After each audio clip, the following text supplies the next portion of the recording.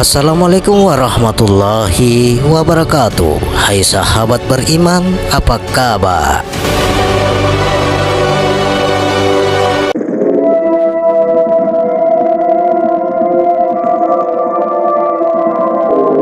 Kita selalu merujuk diri kita aku.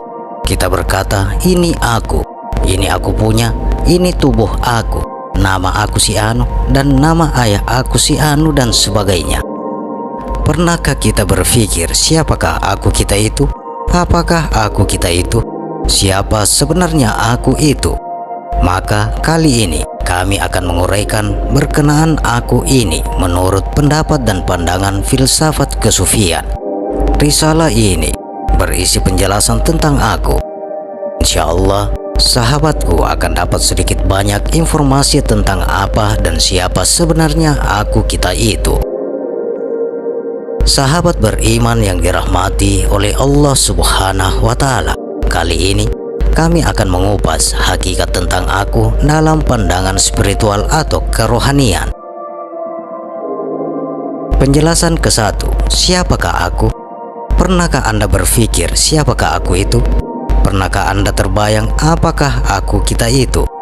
Sebenarnya aku kita ini adalah ruh kita, bukan badan kasar ini. Badan kasar ini akan mati jika tidak ada ruh. Jika tidak ada ruh, badan kita akan hancur binasa. Ruh kita inilah diri kita yang sebenarnya. Ruh ini hidup dan tidak akan mati. Ruh inilah juga zat diri kita. Ruh ini juga limpahan yang maha hidup, yaitu Allah Subhanahu wa Ta'ala. Allah itu hidup. Dia memiliki sifat hidup. Maka hidup ruh kita adalah limpahan dari hidup Allah itu. Ruh ini juga digelar bayangan yang maha hidup itu. Ruh itu bayangan kepada yang empunya bayang. Yang empunya bayang itu adalah Allah, dan ruh kita itu adalah bayangan. Allah itu demikian pendapat-pendapat anggota-anggota sufi. Allah itu tidak kelihatan, maha gaib, dan tidak ada satupun yang seperti dengannya. Bagaimana kita dapat tahu adanya sesuatu yang tidak terlihat dan tidak terperikan? Ibarat angin, kita tidak nampak angin. Tetapi bagaimana kita tahu angin sedang bertiup dan angin itu ada? Jawabannya, kita tahu adanya angin itu karena adanya dampaknya. Karena daun pohon bergoyang, kita tahu angin sedang bertiup. Kalau kita rasa hembusan, maka itu adalah hembusan angin dan lain-lain. Goyangan daun dan rasa hembusan itu adalah tanda-tanda adanya angin. Kita tidak nampak angin, tetapi kita tahu adanya angin melalui tanda-tandanya. Demikian juga keadaan dengan Allah Subhanahu wa Ta'ala. Kita tidak nampak Dia, tetapi kita rasa dan percaya adanya melalui tanda-tandanya. Tanda-tanda Allah itu adalah alam semesta raya ini. Tanda-tanda ini dalam bahasa Arab adalah ayat. Oleh itu, alam semesta raya dan diri kita ini adalah ayat-ayat Allah belaka. Ruh sangat tinggi martabatnya, melebihi tingkat malaikat. Tempatnya di sisi Allah yang maha tinggi. Ruh inilah yang mengenal Allah atau zikrullah. Seolah-olah kerjanya mengenang Allah saja. Seolah-olah makan minumnya zikrullah saja. Ruh yang suci ini senantiasa mentauhidkan Allah yang maha suci. Najis padanya adalah menyekutukan Allah. Ruh ini sangat cinta kepada Allah Subhanahu wa Ta'ala. Ia memuja dan memuji Allah selalu. Allah itu kekasihnya. Cukuplah Allah itu baginya. Demikian hubungan Allah dengan ruh menurut pandangan ahli-ahli sufi. Penjelasan kedua, aku ialah ruh. Tahukah Anda bahwa Anda itu adalah ruh yang datang dari Allah, hidup dengan Allah dan kembali kepada Allah. Allah itulah pangkalan tempat bertolak, lautan yang dilayari, dan pelabuhan tempat berhenti. Jika dikaji dalam-dalam, Anda akan sadar dalam pandangan spiritual bahwa Allah itu adalah tempat awal perjalanan kita. Dialah tempat perjalanan itu sendiri. Dan Allah itu juga tujuan akhir perjalanan hidup ini.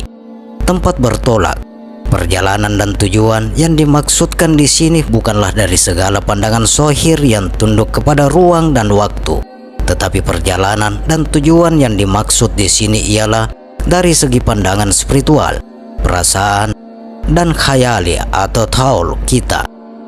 Aku atau ruh kita adalah tanda-tanda atau ayat-ayat Allah. Ruh itu juga bayangan dan yang pensahirannya dari segi pandangan spiritual. Allah itulah yang awal, yang akhir, yang batin, dan yang zahir. Penjelasan ketiga, pandangan aku. Aku yang paling dalam itu bersifat spiritual atau kerohanian.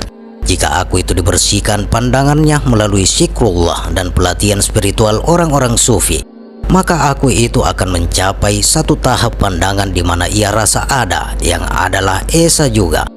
Menurut pandangan ini, ada itu adalah bertingkat-tingkat, bertahap-tahap, dan berbagai aspek, namun ia tetap satu. Segala yang ada terlihat, baik yang zahir maupun yang batin, semuanya satu wujud saja. Pada hakikatnya, inilah pandangan aku yang paling dalam.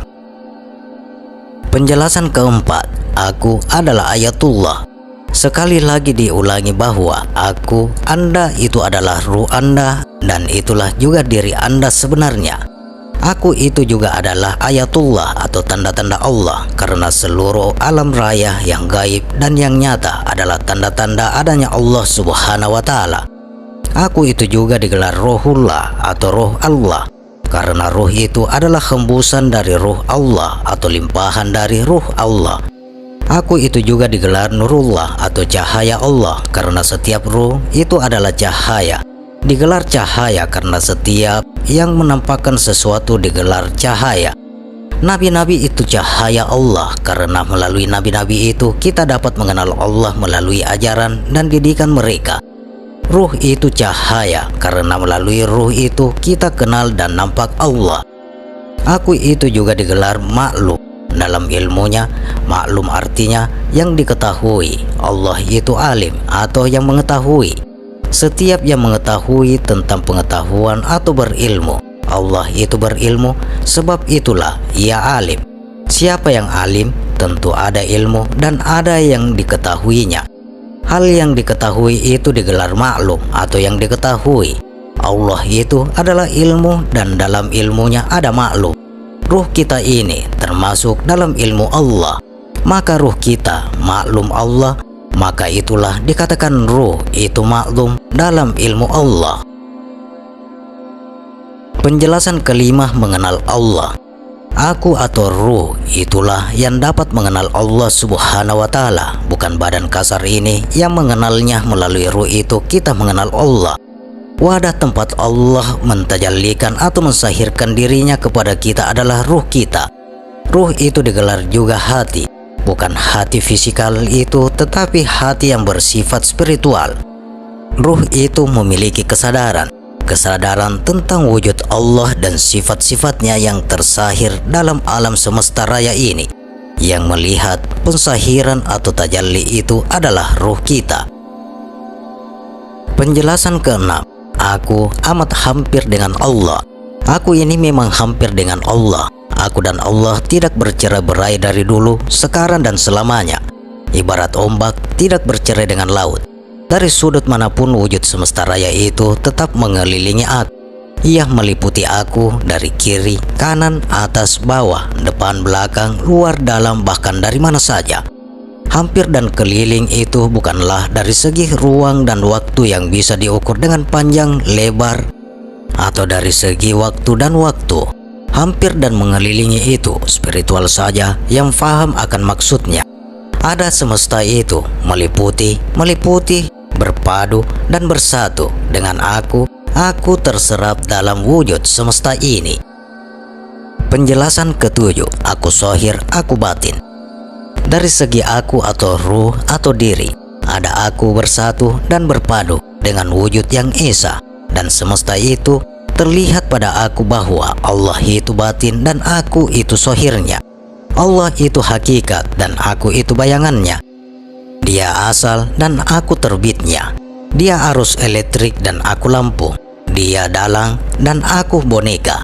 gerak aku digerakkan olehnya. Ini adalah panduan spiritual yang paling dalam. Penjelasan ke-8, wujud aku. Memang aku itu adalah wujud. Wujudnya dengan limpahan wujud yang maha agung, yaitu Allah. Hidup aku limpahan hidupnya. Aku berdaya limpahan dayanya. Berkuasanya dan berupayanya, aku adalah limpahan kekuasaan dan upayanya. Aku berkehendak dan dia pun berkehendak. Aku dikenakan kehendaknya. Limpahan di sini berarti karunia atau terbitan atau pensahiran atau keluar atau efek yang maha wujud itu Allah. Aku dan alam semesta raya adalah limpahan nama-nama dan sifat-sifat yang maha wujud itu. Setiap nama dan sifat Allah tersahir pada aku dan alam semesta raya ini. Itulah pandangan aku yang bersifat spiritual. Penjelasan ke-9, sifat-sifat aku. Aku ini adalah sifat, yaitu hidup atau hidup, ilmu atau pengetahuan, pendengaran, penglihatan, kodrat atau kekuasaan, iradat atau berkehendak, dan berkata-kata. Semua sifat-sifat ini adalah limpahan dan sifat-sifat Allah belaka. Aku yang hakiki itu tidak bercerai dan tidak terpisah dengan sifat-sifat Allah. Dan Allah itu sendiri ada aku itu. Sebenarnya diserapi oleh wujud semesta raya itu. Inilah pandangan aku yang bersifat spiritual. Penjelasan ke-10, aku bersifat spiritual. Aku yang bersifat spiritual semata-mata itu terasa cukup baginya Allah saja. Allah itulah segala-galanya untuk aku. Kepada Allah itulah aku itu mengadu dan berharap. Pandangan tertuju pada Allah. Tenggelamnya aku itu dalam lautan ketuhanan Allah yang maha luas dan dalam. Dalam kondisi perasaan menyerap dalam lautan ketuhanan yang maha luas. Dan dalam itu aku tidak merasa takut, tidak merasa dengki, tidak merasa kecil hati sesama makhluk. Pada pandangan aku itu, makhluk itu hakikatnya tidak apa-apa. Apa makhluk bukan hakiki? Hanya bayangan saja, yaitu bayangan adanya Allah.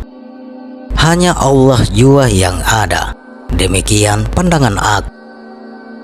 Penjelasan ke-11, aku bukan Allah. Meskipun aku itu berpandangan seperti yang tersebut dalam penjelasan-penjelasan yang sebelumnya itu, namun aku tidak akan menjadi dia, yaitu Allah. Aku tetap aku, dia tetap dia, tetapi aku dan dia bersatu dan berpadu seolah-olah menjadi satu. Ibaratnya bersatunya ombak dengan lautan, bersatunya air dengan ais. Perlu dicatat, pandangan ini bukan pandangan fisik, akal dan berangan-angan, tetapi adalah pandangan ruh, yaitu ruh yang dibersihkan dengan zikrullah dan pelatihan jiwa dalam jangka waktu yang lama, dengan bimbingan sufi yang ahli dalam bidang kerohanian dan ketuhanan. Penjelasan ke-12, pencapaian aku. Setelah mencapai tingkat pandangan ruh yang tinggi itu, maka kemana saja ruh itu menghadap, di sana tersahir wajah Allah seolah-olah ia berada di mana-mana jua. Berkatalah mereka yang mengalami pandangan demikian, Maha hampir tidak terhitung, bersatu bersama, sehati sejiwa. Maha jauh namun hampir saja. Gerakku gerak dia, diamku diam dia, tindak tandukku tindak tanduk dia. Berkata mereka lagi, hidupku pancaran hidupnya, diriku bayangan dirinya, sifatku gambaran sifatnya. Semua kata-kata mereka itu hanya ibarat perumpamaan untuk menjelaskan perasaan dan pandangan ruh mereka. Antara lain kata mereka, kalau dia matahari, akulah cahaya. Kalau dia lautan, akulah ombaknya. Kalau dia masin, akulah garamnya. Kalau dia manis, akulah gulanya. Aku seorang berdua dengannya, tapi aku berpadu dengan dia, maha dekat di samping maha jauhnya. Oh, alangkah hebatnya adanya wujudku tenggelam dalam wujudnya, fana dan baka dalam adanya. Demikian pandangan orang-orang kesufian yang telah mencapai tingkat serasa seolah-olah beserta dengan wujud yang maha esa itu. Mereka mencapai tingkat demikian karena mereka berfokus seluruh pandangan terhadap yang maha wujud itu dan penuh cinta dengan dia.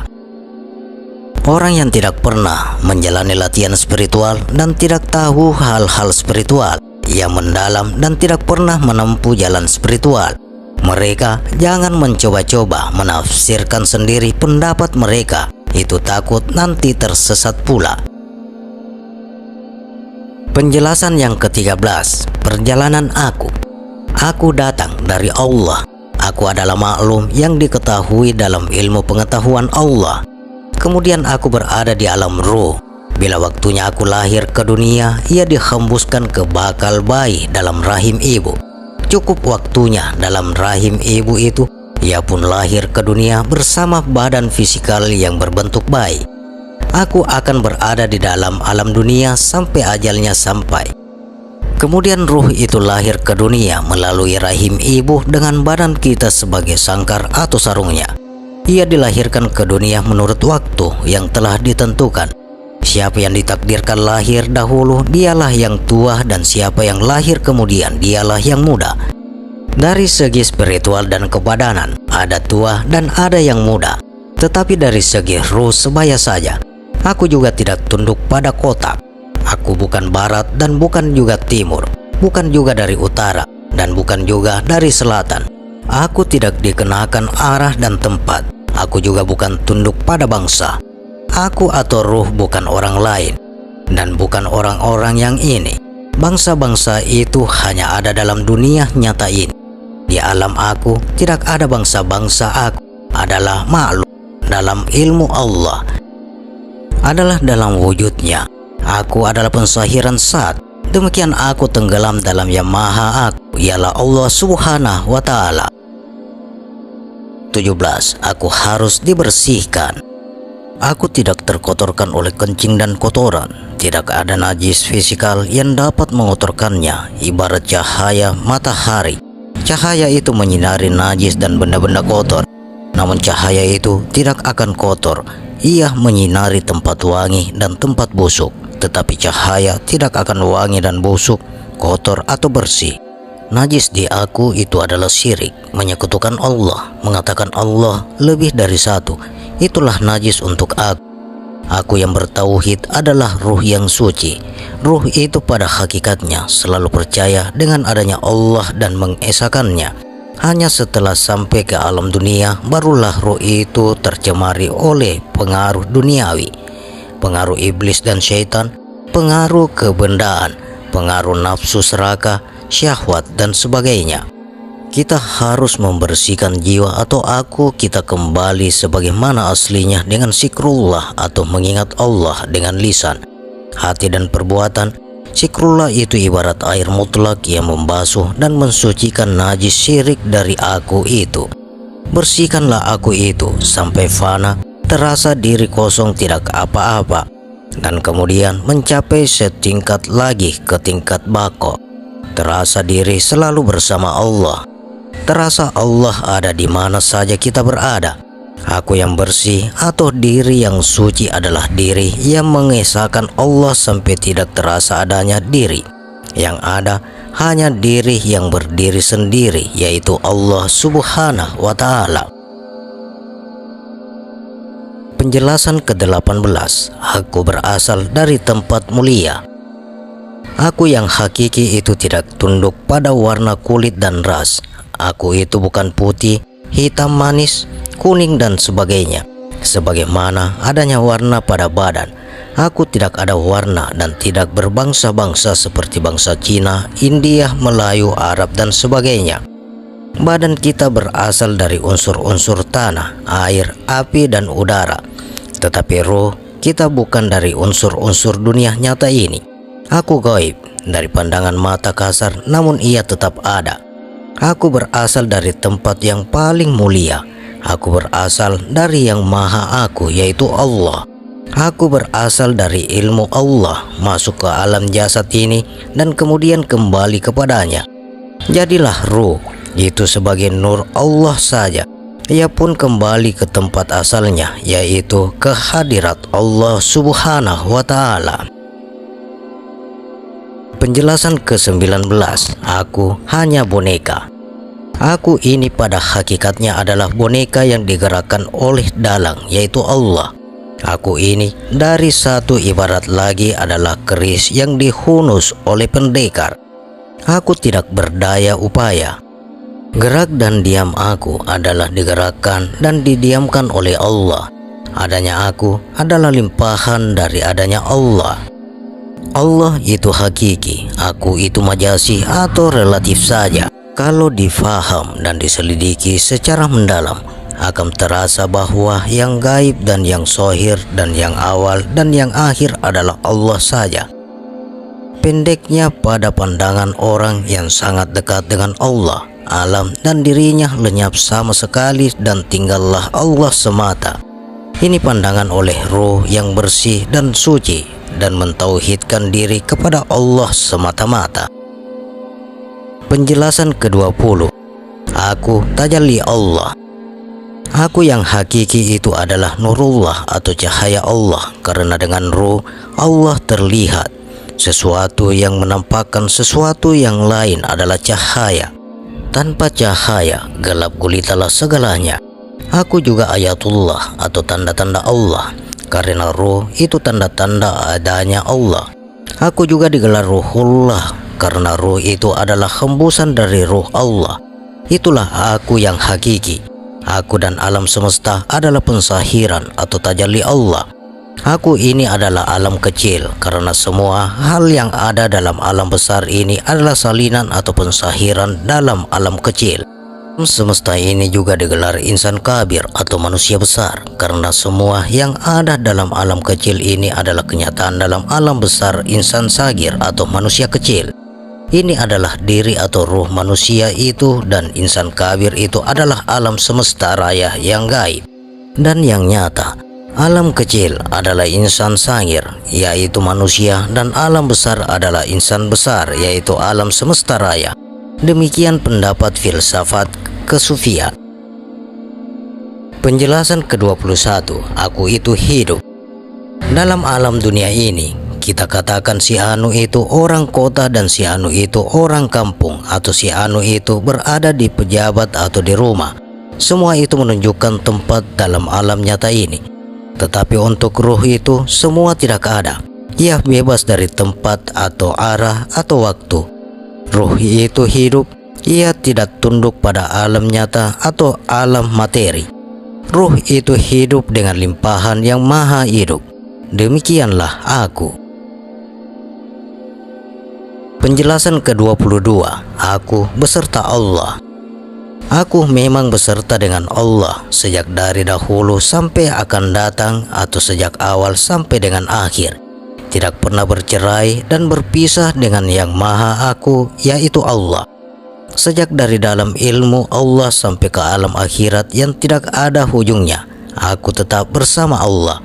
Aku tidak keluar dan tidak masuk dalam lingkungan Allah. Aku itu memang berada dalam lingkungan Allah saja. Kalau Allah itu diibaratkan sebagai lautan, maka aku itu ikannya. Ikan itu selalu dalam lautan dan tidak akan hidup tanpa air lautan itu. Masuk dan keluar, berpisah dan bersatu, tidak termasuk dalam kamus aku.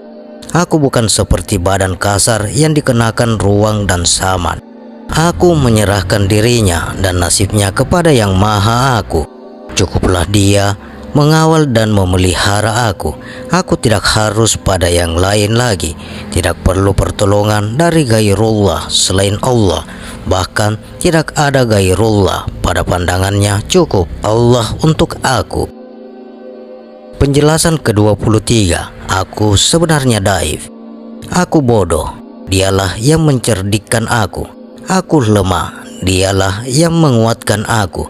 Aku tidak tahu, dialah yang memberiku tahu.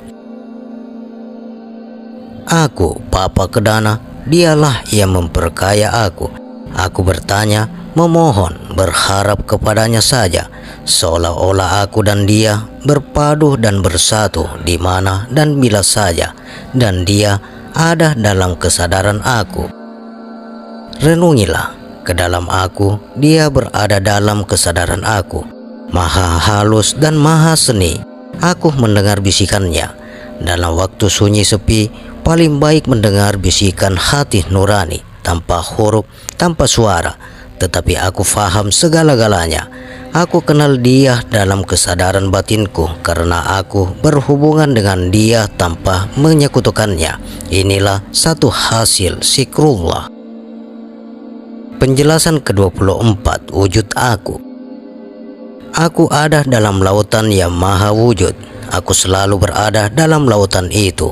Dalam lautan itu aku tinggal. Itulah lautan ada. Penjelasan ke-25, aku memang ada kesadaran. Aku memang ada kesadaran limpahan yang maha sadar, yaitu Allah Subhanahu wa Ta'ala. Kesadaran aku meliputi alam nyata dan alam gaib, alam dunia dan alam akhirat. Aku sadar semua itu, semua hal itu ada ilmuku. Allah ada dalam kesadaran aku, begitu juga makhluk ada dalam kesadaran aku.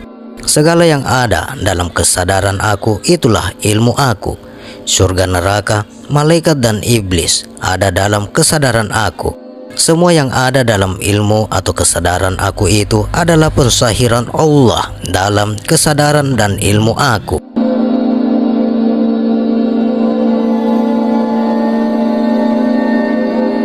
Penjelasan ke-26, aku senantiasa cinta Dia.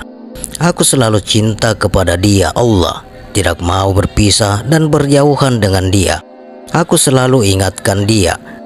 Terasa siksa jika tidak mengingat puja dan puji hanya untuk Dia belaka. Perasaan cinta ini tidak akan ada di aku jika tidak dengan anugerahnya juga. Alangkah kerdilnya aku berada dalam majelis Dia. Penjelasan ke-27, aku tidak memiliki apa-apa. Dari pandangan ruh atau aku yang hakiki, aku tidak memiliki apa-apa, tetapi ia dimiliki oleh yang maha kaya, yaitu Allah. Aku dijasadkan untuk menjalani hidup di dunia fana ini. Aku juga diberi nafsu. Kalau aku dikalahkan oleh jasad dan nafsu, maka binasalah aku itu. Tetapi jika aku yang menaluki jasad dan nafsu, maka selamatlah aku itu. Aku membawa kita menuju Allah dan menyadari hakikat dirinya dan Tuhannya. Nafsu serakah membawa kita jauh dari Allah dan lupa akan hakikat diri kita. Karena itu, hayatullah ia dalam lautan kelupaan dan kesesatan dan akhirnya ia akan menyesal setelah ia meninggalkan badannya. Setelah ruh berpisah dari badan, maka sadarlah aku itu kembali akan kondisi dirinya yang sebenarnya. Penjelasan ke-28, aku paling mulia pada kenyataannya. Badan kita ini amat kerdil, ibarat sebutir pasir di padang gurun, setitik air di lautan lepas, sebuah bintang di cakrawala. Masuk tidak bertambah dan keluar tidak mengurangi. Betapa kecil dan kerdilnya tubuh kita. Itulah wajah lahir aku. Tetapi kita renung ke wajah batin kita. Dia paling mulia, paling tinggi martabatnya, mengatasi segala makhluk dan malaikat. Aku itu suci dan wangi, sangat dekat dengan ilahi.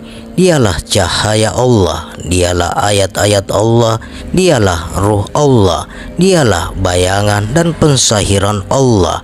Aku yang hakiki itu sangat mulia, tidak tertandingi oleh siapapun. Dia bertasbih setiap saat, memandang Allah dengan kasih-Nya. Rindu dendaman tiada terkira. Itulah aku yang sebenarnya. Penjelasan ke-29, cara mengenal aku. Berbagai cara orang ingin mengenal dirinya atau akunya. Ada yang melalui meditasi, pertapaan, menghapus pikiran, latihan jiwa yang menyiksa badan dan sebagainya. Tetapi untuk orang-orang sufi adalah dengan zikrullah yang diajarkan oleh guru-guru sufi yang pakar dan pembimbing rohani yang mursyid. Dengan berzikir dan melalui bimbingan Syekh Mursyid, sampailah seseorang pada tingkatan mengenal dirinya atau akunya. Orang-orang sufi ada menjelaskan bahwa barang siapa yang mengenal dirinya, maka dia akan kenallah ia akan Tuhannya. Ia bukan berarti dia jadi Tuhan. Bila seseorang itu kenal gambar, maka kenalilah ia akan orang yang tergambarkan. Bila seseorang kenal akan bayangan dalam cermin, maka kenallah ia orang yang punya bayang. Fahamilah. Penjelasan yang ke-30, pengembaraan aku. Orang yang memasuki jalan kesufian atau tarekat sufi adalah sebenarnya memasuki petualangan, yaitu petualangan akunya menuju Allah Subhanahu wa Ta'ala. Petualangan ini bukan dari tempat ke tempat atau dari waktu ke waktu, tetapi perjalanan ini adalah petualangan dalam kesadaran aku, beredar, dan pengalaman spiritual atau kejiwaan. Hanya jiwa yang merasainya tidak terlihat oleh mata kasar. Tetapi setelah sampai ke tempat dituju, yaitu kesadaran bahwa aku ini fana dalam Allah dan baka atau kekal dengan Dia, barulah aku itu sadar bahwa perjalanan itu hanya dari tidak sadar ke sadar. Sadar betapa aku memang berada di tujuan sejak awal sampai akhir. Apakah tujuan itu? Itulah kesadaran dan pengenalan tentang Allah, dan dalam istilah kesufian disebut ma'rifat. Pada hakikatnya aku itu memang berada dalam Allah dan kekal dengan Allah sejak awal lagi, dulu, sekarang, dan akan datang. Aku memang bersama dan berpadu dengan Tuhannya. Aku itu memang diliputi oleh lautan wujud ketuhanan.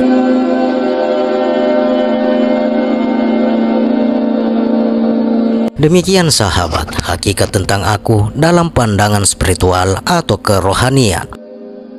Bagaimana pendapat Anda? Silakan share pendapat menarik Anda pada kolom komentar.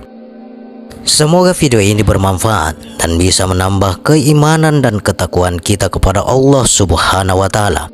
Dan tentunya kita semakin cinta kepada junjungan kita Nabiullah Muhammad sallallahu alaihi wasallam. Terima kasih untuk sahabat yang telah menonton video ini. Sampai berjumpa kembali di video berikutnya. Wassalamualaikum warahmatullahi wabarakatuh.